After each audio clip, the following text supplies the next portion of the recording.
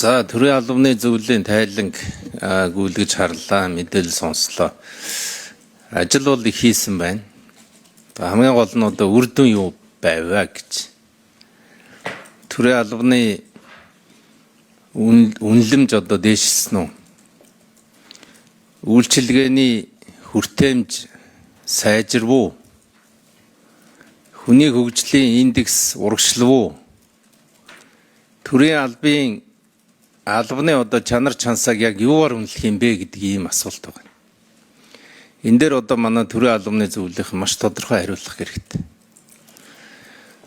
Загас толгооноосоо өтдөг. Яг энэ яам тамга агентлаг удирдах байгаа хүмүүсийн чанар чансаа хэр байгаа вэ? Энэ дээр их бодиттой хариулт өгмөр. Энэ улсууд маань яг мерит зарчмаараа томилогдож байгаа юу гэдэг дээр маш тодорхой хариулт өгмөр. Жишээлбэл гайл, татвар, даатгал, ялангуяа одоо эрүүл мэндийн даатгалын газар гэх мэтлэн хөрөнгө мөнгө их зарцуулдаг, улс төрчид их очиж нөлөөлдөг. Энэ төрлийн байгууллагуудын ур чадвар буюу мерит зарчим хоёр хэр зэрэг одоо харьцаагаа барьж хийгдсэн бэ? Эхний асуулт бол энэ байна. Хоёр дахь асуудал, та бүхэн бол одоогоо ингээ харахаар нэг тийм хяналтын алба шиг харагдаад. Би бол илүү хөгжлийн байгууллага байгаасаа гэж анхын төрийн албыг бол бид нар төрийн албаа сайжруулахын төлөө байгуулсан юм л та. Тэгээ одоо яг хэдэн онд юу ярьж байгаагаа бүгдээрээ нэг сайн бодооч хараач. Тэр хүний хөгжлийн асуудал дээр төрийн албаны зөвлөл бол онцгой үүрэгтэй байх хэрэгтэй. Ялангуяа одоо энэ удирдлагын академи гэдэг байгууллагыг та нар өөрийнхөө харьяанд авах хэрэгтэй. Та нар төрийн албаны зөвлөл нь төрийн албан хаагчид буюу төрийн удирдах албыг бэлддэг газрынхаа сургалтын хөтөлбөрийг захиалахгүй болохоор улс төрсөн хүмүүс тэндээс гарч ирээд. Намын харьяалалд бүрэн орж ийн. Яг гэвэл засгийн газрын мэдлэлд байдаг учраас засгийн газар бүх томилгоо, бүх хөтөлбөр юмн дээр нь анхаарлаа тавьдаг. Ингэснээрээ бол ийм байдал үүсэж байна. Тэгээ эцэст нь бол төрийн үйлчилгээ гэдэг бол сэтгэлийн юм шүү дээ. Хүний тухай ойлголт. Яагаад монголчууд төрийн албанд сэтгэл дундуур байгаад байгаа вэ гэхээр хүн биш болцсон. Дарга гэдэг сэтэртэй, тусгай алба гэдэг ийм статустай. Хүндээ үйлчилж чадхаа байсан. Хүнтэй минь тусаа мэдж чадхаа байсан. Хүнтэй хүнлэг байдлаар харьцаж чадхаа байсан. За, эндрээ микрофон зэдэс өрн дараах хариулъя. Хантамар гишүүний асуултанд хариулъя. Төрийн албаны зөвлөлийн үйл ажиллагаа мэдээж төрийн албаны хууль засныхаа дагуу хэрэгжиж явж байгаа. За бид нар энэ хүний хөгжлийн индекс, за Монгол улсын одоо холбогдох бусад хөгжлийн индексүүдээс илүүтэй 2024 онд энэ олон улсад төрийн албаны олон улсын индекс гэж байд юм билээ. Гаргадаг. Ингэж үнэлдэг улс орнуудыг. За энэ индексийг яаж гаргадаг юм бэ гэдгийг нэлээд судалж агаад Америк нэгдсэн улсад төвн байдаг байгууллагатай холбогдоод Монгол улсыг эхний ээлжинд 2024 онд туршилтын байдлаар оруулаад өгөөч гэдэг хүсэл тавиад өөрсдөө энэ хаана явж байгаа юм болоо гэдэг үнэлгээ хийлгэж үзсэн. Олон улсын индекс нь. Тэгээд нийт 180 гаруй улсаас манайх 56-д ирэмблэгдсэн нэг тийм эхний үнэлгээг бид нарт гаргаж өгсөн. Одоо хоёр дахьыг нь энэ оны 9 сард гаргаж өгөх юм. Энэ бүр хүндлэнгийн үнэлгээ хийдэг юм билээ. Хэн нэгэн Монгол улсын айл нэгэн байгууллагаас одоо тайлан мэдээлэл авдаггүй, манайхаас ч авдаггүй. Тэгэхээр энэ үнэлгээг яагаад хийлгэсэн юм бэ гэхээр энэ нөгөө засаглалын үзүүлэлт, нөгөө хүний хөгжлийн үзүүлэлт, нөгөө авилгын индекс эднэртэй хэрхэн яаж уялддаг юм болоо гэдгийг нэлээд сайн судалж байгаа. Хоёрт нь төрөний маш тавчхан танилцуулдаг чадамжийн хүрээ гэдэг зүйл байгаа. Энийг яагаад ингэж чадамжийн хүрээг та нар онцлоод байгаа юм бэ гэхээр ер нь Монгол улсын төрийн албанд, ялангуяа захиргааны албанд тэргүүн эрхэлсэн ахлах түвшмэл дээр яг ямар хүн ажиллах ёстой юм бэ?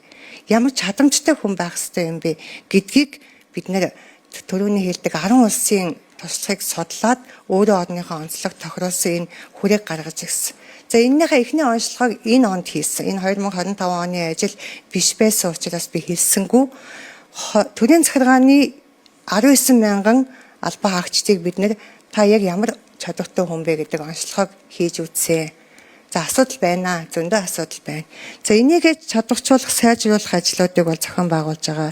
Меритийн зарчмаар яам агентлагт хүн томилогдоод ийнү гэж асууж ин төрөний тайланд хэлсэн одоо энэ тайлангийн номон дээр байгаа зарим тохиолдолд үнэндээ меритийн зарчмаар томилогдож чадахгүй байна. Тэгэхээр энэ дээр бол бас засгийн газар болон яам дуудлуу нь бол холбогдох бүх одоо зөвлөгөө зөвлөмжүүдийг өгөөл ажиллаж байгаа. 2025 оноос эхлээд бид нар энэ хянас шалгалт гэдгийг хянас шалгалт зохицол илрүүлж заавал одоо тэгж буруутгахаас илүүтэй гарахаас нь өмнө сэргийлэх дээрээс нь төрийн албан агчдыг өөрсдийг нь ажлын байран дээр болон бусад хэлбэрээр сургах ажил дээр нэлээд анхаарал хандуулж байгаа. Энэ манай үндсэн чиглэлийн ажил биш хэдий ч бид нар төрийн албан агчдыг өөрсдийг нь хөгжүүлэхгүй бол цаашдаа яг ийм тогтсон ингээд нэг ийм байдлаасаа бол цаашаа ахих боломж байхгүй юм байна гэдэг ийм судалгаа хийсэн. Тэгээ энэ дээрээ суйрлаад энэ төрийн албан агчийн мэргэжих сургалт болон ажлын байрны сургалтын хөтөлбөрийг бүхэлд нь одоо шинжилж байна. Энийг бид нар өөрсдөө манлайлаад удирдлага их хэмжээнд оролцуулаад хийж байгаа. Нөгөө талаасаа бид нар хян шалгалт гэдгээсээ илүүтэй хамгийн ихний ээлжинд юуг авч байгаа гэхээр одоогийн ажиллаж байгаа төрийн албан агчдаа сургалт хөгжил мэргэжил арга зүйн зөвлөгөө дэмжлэг үзүүлэх ажлыг нэлээд төлхөө хийж байна. Ингэжээж энэ хуулийн хэрэгжилтийг зөв талд нь гаргаж ирэхгүй бол зүгээр хэн шалгаж ийн та нарын тэрийг хүчингү болгоно та нар ийм алдаа гаргалаа гэдгээсээ илүүтэй зөвлөх хууль хэрэгжүүлэх тал дээр нь тусалцаа үзүүлэх чигүүрийн шинжилгээг зөв хийх тал дээр нь ажиллахгүй бол бидний энэ ажил бол цаашаа бас явахгүй юм байна гэж бодсон. Нөгөө талдаа төрийн албан агч нартай уулзсан болон маш олон удаагийн судалгаанаас нэг зүйл ажиглагдсан. Төрийн албаны энэ эрүүл ахуй ажлын байрны дарамт ялангуяа энэ чиглэлээр бол төрөөс тодорхой арга хэмжээ аваач гэдэг саналыг тэр хөдөө орон нутагт ажиллаж байгаа 110 гаруй мянган хүн одоо албан агч нар ерөн төрийн албан агч нар тийм саналууд маш их гаргасан. За энэ дээр суурлаад бид нэ сая их хурлаас баталсан 5 жилийн үндсэн чиглэлд Тодруулах уу? Төмөрөх шүү. За хариултаа дуусчих. Эндрийн микрофон. 1 минут. Энэ дээр суурлаад ер нь хууль байвал байна, хэрэгжилт нь явж гэнэ үү, явж гэн. За тэгвэл өнөөдөр бид нэ төрийн албан агчийг өөрийг нь дэмжих чиглэлийн юм хийхгүй бол ажлын байрны сэтгэл зүйн дарамт болон ажлын байрны бусад дарамтын асуудал бол Монголд энэ төрийн албан агчтаас өөрсдөөс нь авсан судалгаагаар бол маш өндөр гараад байна. Тийм учраас энэ олон улсын жишгүүдийг судлаад энэ ажлын байрны сэтгэл зүйн болон ажлын байрны ялгуулан гадуурхалтын чиглэлийн ийм стандартууд байдаг юм байна олон улсад.